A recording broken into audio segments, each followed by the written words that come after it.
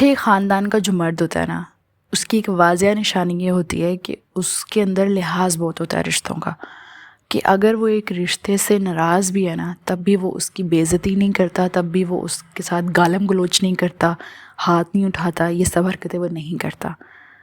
अब मैं यहाँ पे ये भी कह सकती थी कि ख़ानदानी मर्द की निशानी, मैंने ये क्यों कहा कि अच्छे ख़ानदान के मर्द की निशानी, क्योंकि देखें ख़ानदान तो हर एक इंसान का होता है, चाहे उसके ख़ानदान के लोग बहुत कम हो, माँ बाप फौत भी हो चुके हों, बहन भाई ना भी हों, लेकिन तब भी उसका कोई शजरा नसब तो होता है ना, किसी की नस्ल तो वो होता है ना। तो ख़ानदान तो सबके पास है, हर अरे गहरे के पास ख़ानदान है। लेकिन अच्छा ख़ानदान एक ऐसा ख़ानदान जिसमें तरबियत की गई हो, एक ऐसा ख़ानदान जिसमें बेटों को बेटियों को इज़्ज़त करना सिखाया गया हो, लिहाज करना सिखाया गया हो, ज़ुबान पे लगाम डालना सिखाया गया हो, ये होता है अच्छा ख़ानदान।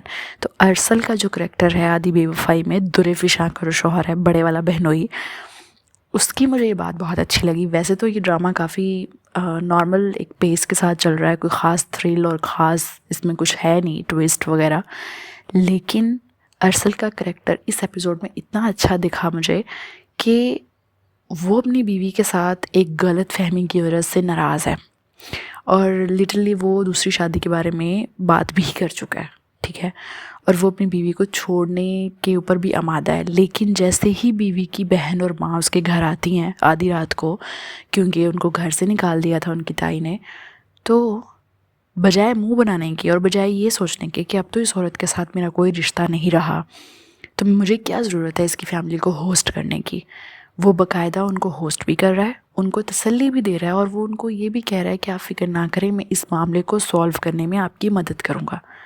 This is something that comes from an अच्छा ख़ानदान। ये वो चीज़ है जो कि तरबियत से आती है, जो माँ बाप सिखाते हैं कि बेटा बड़ों का अदब करना है। और ये बड़ा ओल्ड फैशन लगता है ना, बड़ों का अदब करो, लिहाज करो रिश्तों का, रिश्तों को समेट के रखो, गिले शिकवे दूर करो, ये बड़ी ओल्ड फैशन चीज़ें लगती हैं ना इंस्टाग्राम वाली जनरेशन को।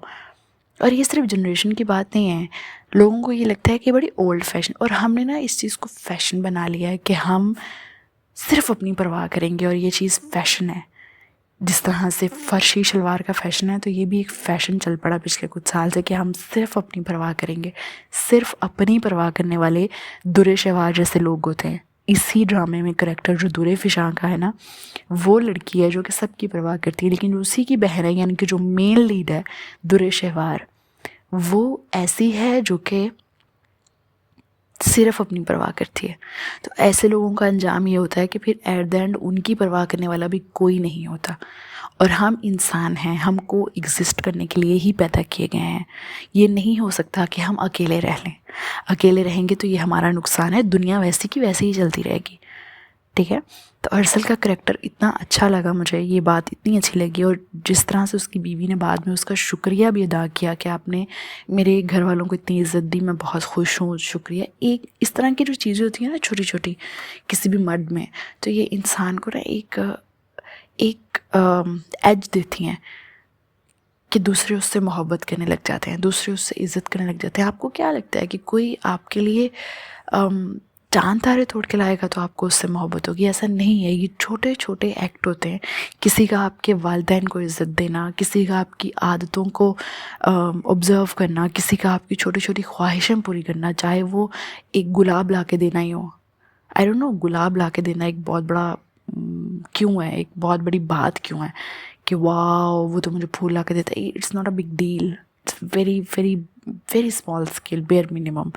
लेकिन अगर कोई ये भी आपके लिए करता है और सालों साल करता है, तो ये उसकी मोहब्बत है, ठीक है। बेशक ये कोई महंगी और बड़ी चीज़ नहीं है, लेकिन ये उसकी मोहब्बत है कि वो इतने साल शादी को हो गए हैं और वो आपके लिए फिर भी गुलाब लेके आता है।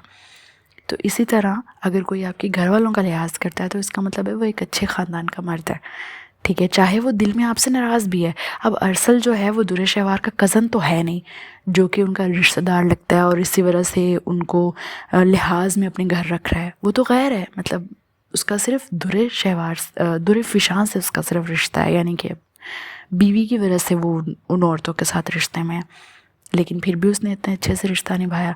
That is something very unique and very rare thing to watch.